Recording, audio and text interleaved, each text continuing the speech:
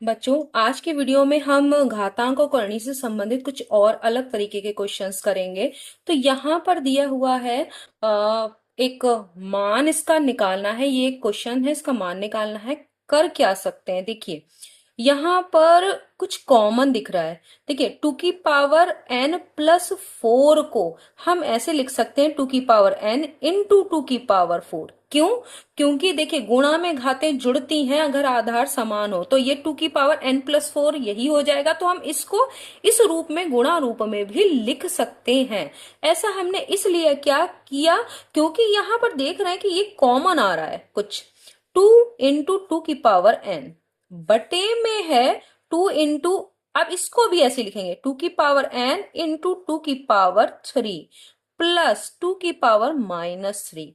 अब देखिए यहां पर एक 2 कॉमन है क्योंकि यहाँ 2 4 है, तो यहाँ 2 ले लिया हमने कॉमन, और 2n भी कॉमन है। तो यहाँ क्या बचा 2 3, क्योंकि एक 2 हम ले चुके, माइनस ये पूरा पूरा हमने बाहर ले लिया है तो -1 बटे में 2 इंटू 2n इंटू 2 3। अब देखिए ये कट रहा है, प्लस में क्या है 2 यहाँ 2 3 - 1 करेंगे। 2 3 होता क्या है, 2 इंटू 2 यानी 8। अब 8 में से 1 गया तो क्या बचा 7। 7 और बटे में 2 3 प्लस 2 अब देखिए इसे लिखेंगे 7 इंटू 2 ऊपर अगर 2 जाएगा तो माइनस में हो जाएगा, इंटू है ये। देखिए यहां पर भी सब जगह इंटू का साइन है। इंटू इस तरह से लिखा जाता है, ये दशमलव नहीं है, या इसको समझिए ये प्लस 2 अब इनमें दोनों में फिर से 2 कॉमन है, तो यहां बचा 7+1। अब देखिए 7+1 क्या हो गया 8। देखिए हो गया नहीं 8 अपॉन, अब देखिए ये इंटू 2 है, और इसको हम लिख सकते हैं 8/2। देखिए बटे में जाएगा तो ये प्लस में हो गया, और 2 क्या होता है 8 ही होता है, तो 8/8 इक्वल टू क्या हो गया 1। इसकी वैल्यू क्या आ जाएगी 1। तो देखिए कितनी आराम से आप धीरे धीरे करते जाइए तो हो जाएगा। यहां पर देखिए इस सवाल में करने के अंदर ये है और x की वैल्यू निकालनी है, तो x अभी अंदर है, तो आप क्या करें, इस करनी को हटाने के लिए दोनों तरफ का क्या कर दीजिए वर्ग। तो ये वाला वर्गमूल का चिन्ह जो है वो हट जाएगा, क्योंकि वर्गमूल करेंगे और उसका वर्ग होगा तो खाली यही आएगा। तो क्या बचेगा 5 प्लस करणी में 3 है यानी घनमूल है x का, बराबर 3 का वर्ग करेंगे तो हो जाएगा 9। तो यहाँ पर जो x है उसका घनमूल है, ये हो जाएगा 9 - 5 बराबर 4। अब देखिए घनमूल है और x को कम वैल्यू निकालनी है, तो अब दोनों तरफ का क्या करेंगे घन। जब घन करेंगे तो ये घनमूल का चिन्ह हट जाएगा, तो यहां भी 4 का घन करेंगे। इसका मतलब है x बराबर क्या हो गया 4 का घन, और 4 का घन क्या होता है 64, 64।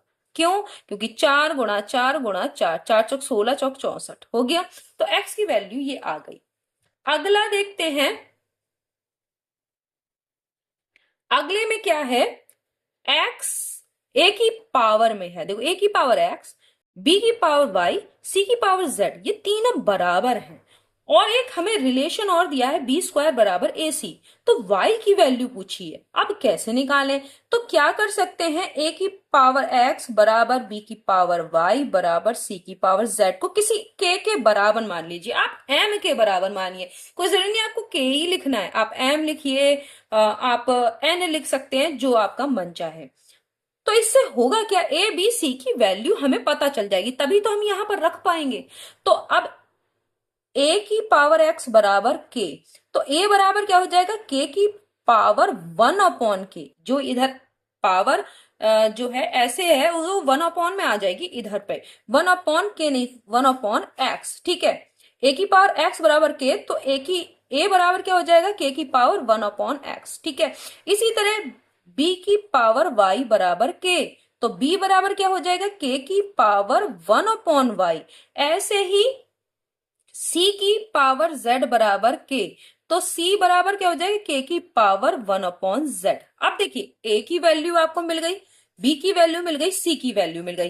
अब हमारा रिलेशन जो है वो है बी स्क्वायर बराबर ए सी। अब बी का स्क्वायर करिए, तो बी का स्क्वायर करेंगे यानी ये जो इस पूरे का के की पावर क्या है 1/y, बी की वैल्यू ये है, इसका स्क्वायर बराबर ए सी। तो ए क्या है के की पावर 1/x और सी क्या है के की पावर 1/z। ठीक है, तो ये हो गया के की पावर 2/y, हो गया कि नहीं, ये इस तरह से हो गया बराबर के की पावर। अब देखिए गुणा में घातें जुड़ती हैं यदि आधार समान हो, तो आधार समान है, गुणा में घातें जोड़िए 1/x प्लस 1/z। अब देखिए अगर आधार समान है तो घातों की तुलना कर सकते हैं, इसका मतलब क्या है 2/y, 2/y बराबर हो गया 1/x प्लस 1/z। ठीक है, तो अब अगर इसका लघुत्तम लेंगे तो एक्स जेड होगा, तो यहां बचेगा जेड, यहां जेड आ जाएगा और यहां पर आएगा एक्स।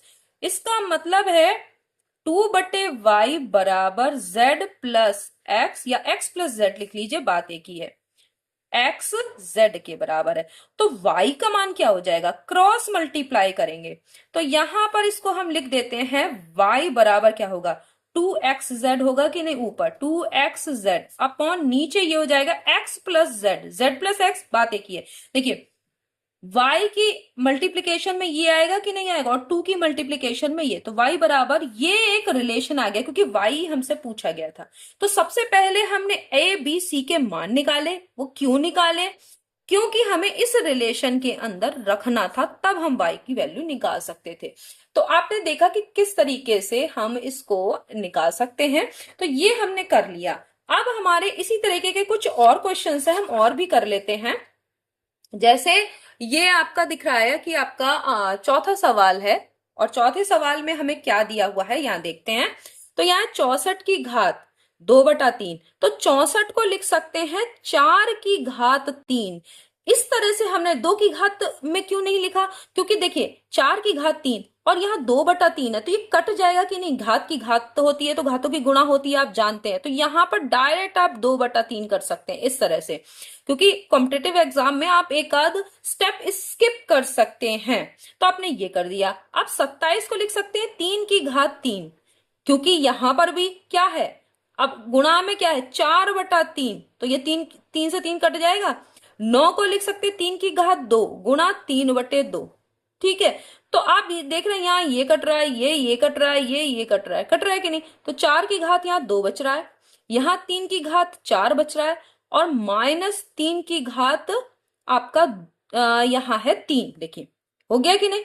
अब 4 की घात 2 का मतलब क्या, 4 का वर्ग 16 होता है। 3 की घात 4 का मतलब 81 होता है, क्योंकि भाई आपको ये तो आपको अब याद भी हो गया होगा, बहुत बार कर चुके हैं आप। देखिए 3 तिया 9 तिया 27 तिया 81 हो गया। 3 की घात 3 का मतलब 27। अब इन दोनों को जोड़ दीजिए, तो ये 6 और 1 7, 8 और 1 9, 97 माइनस 27, तो कितना बचा 70। तो ये आपका आंसर हो गया कि नहीं। इसमें क्या करना है भाई, देखिए ये वाला इसमें भी कॉमन आपका आएगा 4 की घात x दोनों में, क्यों 4 की घात x और माइनस इसे 4 की घात x इंटू 4 की घात -1 अलग अलग कर सकते हैं कि नहीं कर सकते हैं। जैसे देखिए क्योंकि गुणा में घातें क्या होता है जुड़ती हैं यदि आधार समान हो, तो अगर इन दोनों को आप जोड़ेंगे घातों को, तो 4 की घात x-1 हो जाएगा। तो हमने उसी को ही गुणा रूप में लिख दिया है बराबर 24, क्योंकि हमें x की वैल्यू पहले पता करनी है। तो देखिए 4 की घात x हमारा कॉमन हो गया, यहां बचा 1 माइनस 4 की घात -1 को 1/4 लिख सकते हैं, क्योंकि यहाँ -1 है, तो 4 जब नीचे जाएगा तो प्लस का 1 हो जाएगा घात इसकी। ठीक है, तो घात अगर प्लस की 1 होगी तो 4 की घात 1 का मतलब 4 ही होता है, तो ये 1/4 हो गया। 1 माइनस 1/4 बराबर 24। अब देखिए 1 में से 1/4 घटाएंगे 3/4, क्यों, वैसे भी देख लीजिए 4 की घात x लिखिए, यहाँ लघुत्तम में 4 आ गया, यहाँ 1 है, 1 से 4 को भाग देंगे तो आएगा 4, 4 की 1 से गुणा, तो यहाँ 4 माइनस 1। ठीक है, बराबर, क्योंकि यहाँ 4 से 4 को भाग देंगे 1, 1 की 1 से गुणा 1, तो ये हो गया। तो डायरेक्ट भी आप कर सकते थे, लेकिन यहाँ 3/4 आ रहा है कि नहीं आ रहा है, तो 4 की घात x गुणा 3/4 बराबर 24। इसका मतलब क्या हुआ, 4 की घात x बराबर 24 की गुणा में 4 जाएगा, देखिए गुणा में 4 और भाग में 3, 3 अट्ठे 24, तो यहां हो गया 32। अब देखिए यहां से अभी हम यहां पे कर लेते हैं 4 की घात x बराबर 32। इस अब देखिए 32 2 की घात 5 होता है, 2 की घात 5, क्योंकि देखो दो दुनी, क्योंकि 32 4 से तो में तो जाएगा नहीं, 2 गुणा 2 5 बार करेंगे तो 32 आता है, तो इसको हम 2 की घात 5 लिख सकते हैं 32 को। तो 4 को भी हमें 2 के आधार में बदलना होगा, तो हम इसे लिख सकते हैं क्या, 2 की घात 2x। देखिए हो गया 2 की घात 2, और घातों की गुणा हो जाएगी तो 2x हो जाएगा, वरना 2 की घात 2 और उस पूरे की घात x करते, तो ये हम डायरेक्ट कर सकते हैं बराबर 2 की घात 5।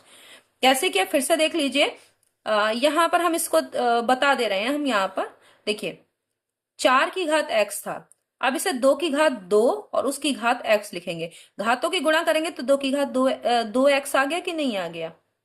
तो आप इस तरीके से हमने यहां पर कर दिया, क्यों, क्योंकि हमने अब आधार समान कर लिया, आधार समान हो तो घातों की तुलना कर सकते हैं, तो 2x बराबर हो गया 5, तो x बराबर कितना हो गया 5/2। x की वैल्यू आपने निकाल ली, ये थोड़ा बड़ा सवाल हो गया, तो अब हम यहां पर कर लेते हैं, ये वाला इतने में आ जाएगा।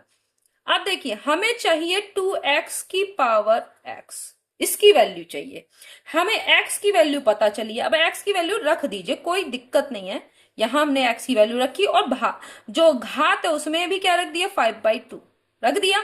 अब देखिए 2 से 2 कट गया, यहां हो गया 5 की पावर 5/2, इसका मतलब 5 की पावर 5 और इसका वर्गमूल, 1/2 का मतलब वर्गमूल होता है, यानी करणीय का चिन्ह आप लगाएंगे। इसको 5 की पावर 5 को ऐसे कर सकते हैं, 5 मल्टीप्लाइड बाई 5 मल्टीप्लाइड 5 बार लिखेंगे। अब देखिए 2 का पूरा पूरा जोड़ा बन रहा है, तो एक एक बाहर निकल आएगा, 5 गुणा 5 2 निकल आए, यहाँ केवल करणी में जिसका जोड़ा नहीं बच रहा वही अंदर रहेगा, तो यहाँ हो गया 25 वर्गमूल 5, ये आपका आंसर आ गया। इस तरीके से आपको इससे निकालना है, पहले x की वैल्यू निकालिए और उसके बाद कर लीजिए।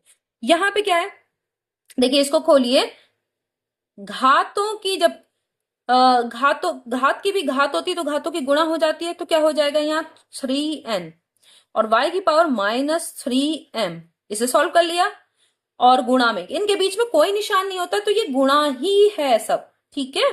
x की पावर 3 -3n, क्योंकि -n से अब गुणा हो रही है, और गुणा में y की पावर -2n।